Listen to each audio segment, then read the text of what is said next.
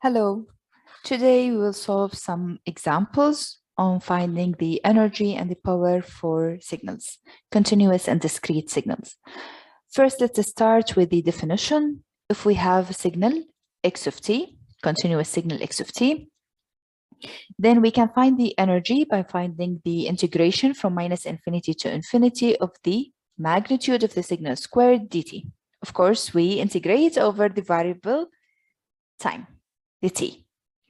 And we can find the power by finding the integration of the squared value of the signal over one periodic time, dividing that value of the integration over the time period, capital T, and then find the limit value as capital T goes to infinity. Let's start with the first example. If we have a constant signal, x1 of t, x1 of t is defined as 2 when t is between 0 and 1. So t is greater than or equal to 0, less than or equal to 1. And it's 0 otherwise. Out of this period, 0 to 1, it's 0. So if we use the definition, the energy can be found as the integration from minus infinity to infinity, the magnitude of the signal square dt. The signal is defined only between the period from 0 to 1. It's not from minus infinity to infinity, so we can have the integration from 0 to 1. The magnitude of the signal square, which is 2 squared for dt. The integration of the constant is 40 from 0 to 1. When we substitute by the limits of the integration, we'll have 4. Let's now find the power. The power is equal to the limit as capital T goes to infinity, 1 over capital T. The integration from 0 to capital T, x1 square of t dt. We can find the integration from minus t over 2 to t over 2. It means half of the period in the negative side, half of it in the positive side, or from 0 to t. Both of them are the integration over one periodic time. Here we can see the signal is not periodic. It does not repeat. So the signal, the time, is from 0 to 1. It's the time of the signal. The start time is 0, the end time is 1. So capital T equal to this period is 1. So we'll have limit as capital T goes to infinity. This is 1. Capital T is 1. So we'll have from 0 to 1, the magnitude of the signal is 2 square 4 dt. By solving the integration as we did in the energy part, we'll have limit as capital T goes to infinity of 4. The limit of a constant is the constant itself. So in this case, we have the energy equal to 4 and the power is equal to 4. This is not the regular case for all signals. Let's see other signal. We have in this example x2 of t. x2 of t is defined between period 0 to 1. So t is greater than 0, less than or equal to 1, and 0 otherwise. To find the signal, we have a straight line here. So we can find the equation of the straight line. We need 2 points. This point is 0, 0. This point is 1 and 2. We can find the straight line equation by finding the slope multiplied by the variable plus b, which is the intersection of the straight line with the y-axis. Here, it intersects at 0. So B is 0. We just need to find the slope. The slope can be found by finding the difference between the y-axis over the difference in the x-axis. So y2 minus y1, it's 2 minus 0. Here we have 1 minus 0, which is 2. So the straight line equation is 2t. So now we can find the energy and the power. For the energy, E of x2 is equal to integration from minus infinity to infinity, the magnitude of the signal square dt. Here the signal is defined between 0 and 1. The magnitude of the signal is 2t square, which is 4t square dt. The integration is 4. We add 1 to the power and divide by the new power from 0 to 1. So it's 4 over 3. To find the power, we'll follow the same steps as we did in the previous example. So here, this is the definition. The period is 1. So we substitute capital T by 1, finding the integration as we did in the energy, and then we will have the power. Now let's find the energy and power for another example, which is defined over minus infinity to infinity as the exponential. Here we have e minus 2t. The signal is defined from minus infinity to infinity.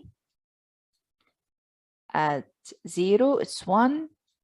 And here at infinity, minus infinity. This signal is multiplied by u of t. If you remember from our previous tutorials and lectures, we talked about u of t. It's the unit step function. It's defined to be 1 as t is greater than or equal to 0, and 0 when t is less than 0. And this is the graphical representation for u of t.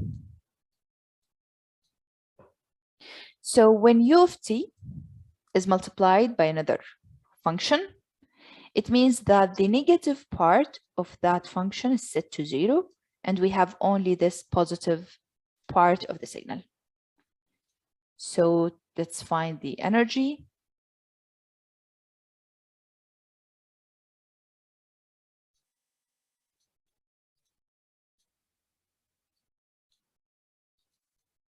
The definition is the integration from minus infinity to infinity, the signal square dt.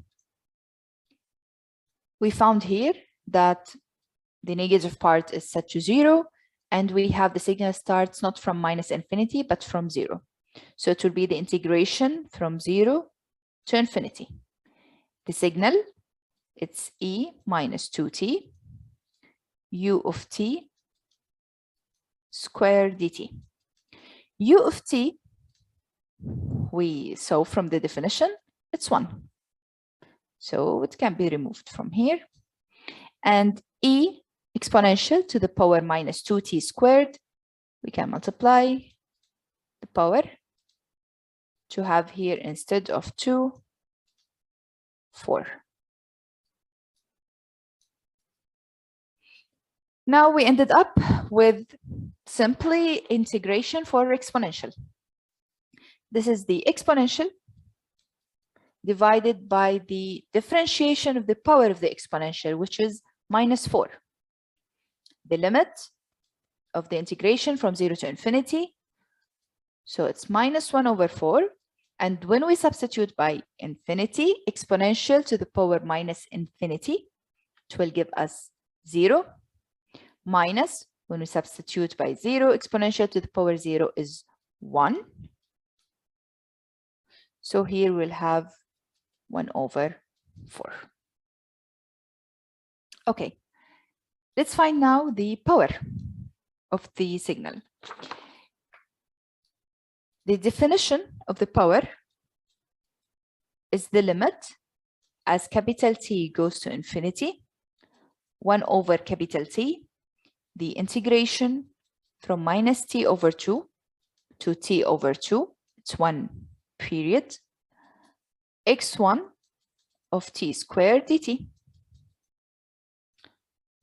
As we saw before, the signal is multiplied by u of t, so this will cancel the negative part.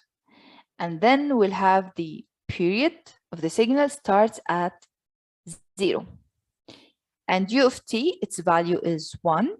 So we'll end up as, in the energy calculation, minus 4t.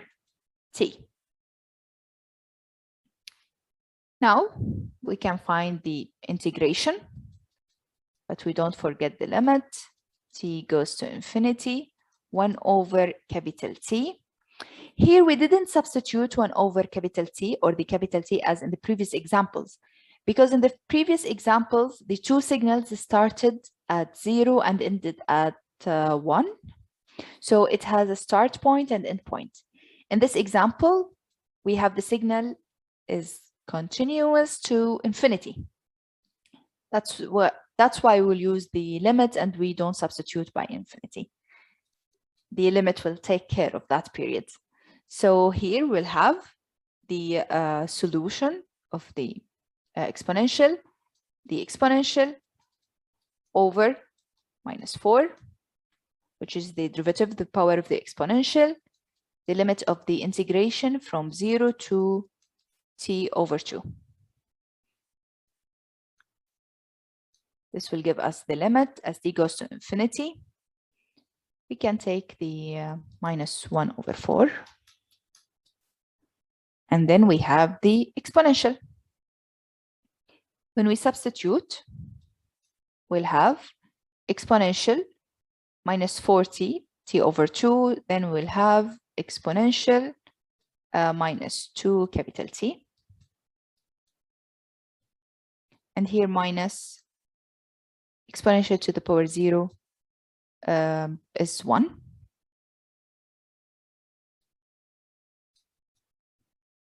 By solving this limit, we'll find that the power is equal to 0. Don't forget, here it's a hint. So when you solve the limit, that the limit of exponential to the power minus 2 capital T, as capital T goes to infinity, is 0. Okay? Let's have another example. Let's find the energy and the power of cosine of t, if we have cosine t. Signal cosine is repeated from minus infinity to infinity. Here we can see it's not multiplied by u of t. So the energy will equal to integration from minus infinity to infinity, the signal square x2 of t squared dt. So it equals integration from minus infinity to infinity, cosine square of t dt. In order to solve this integration, we can remember here that cosine square any signal, it equals to 1 plus cosine double the signal divided by 2. So we can simplify this to be half integration from minus infinity to infinity, 1 plus cosine 2t dt. We can simplify the integration further. We can have minus infinity to infinity, 1 dt plus half integration minus infinity to infinity, cosine 2t dt. We want to integrate cosine signal from minus infinity to infinity. We can see that each positive part will be cancelled by the negative part. Then this integration is set to 0. Now we have the integration of t. The integration of one, oh, sorry, the integration of one is t. So we'll have at the end half t from minus infinity to infinity, and this will give us infinity. Let's find the power. Let's see, it will be as the energy, infinity, or it will have another value. To find the power, P, it equals to the limit from capital T goes to infinity, 1 over capital T. This is the definition, minus T over 2 to T over 2 x2 square dt. Substitute by the signal, we'll have cosine square of t.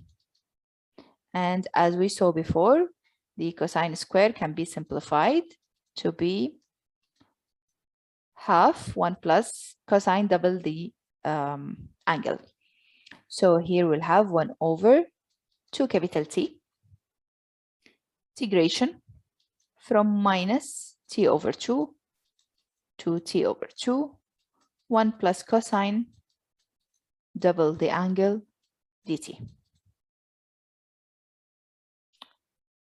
Okay, so by some simplification, we'll get 1 over 2 capital T, and we'll have here the integration from minus T over 2 to T over 2, 1 dt, plus the integration from minus T over 2 to T over 2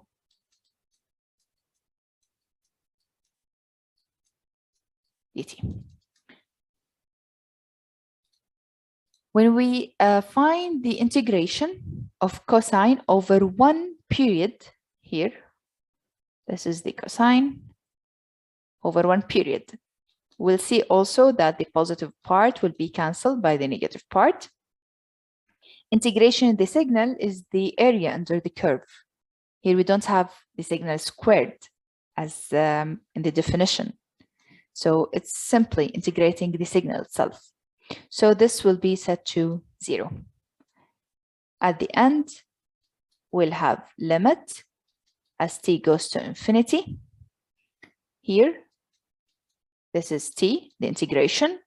When we substitute by the limit of the integration, we'll have at the end 1 over 2 capital T, and here 2 over 2, t over 2, minus t over 2, which is plus t over 2, will give us t. So we'll have limit as t goes to infinity of half equal to half. So cosine t, its energy is equal to infinity, but the power is equal to half.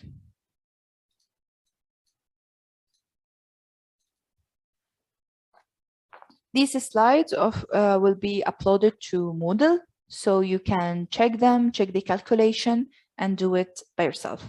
Let's take a quick example for a discrete signal. We have the signal x3 of n equal to half to the power n multiplied by u of n.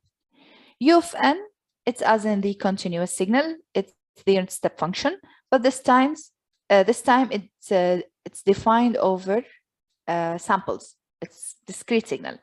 So 0 up to infinity, and the negative part is zeros. So how can we find the energy in for a discrete signal? We can find here that the energy, it equals to the summation from n equal to minus infinity to infinity, the magnitude of the signal square.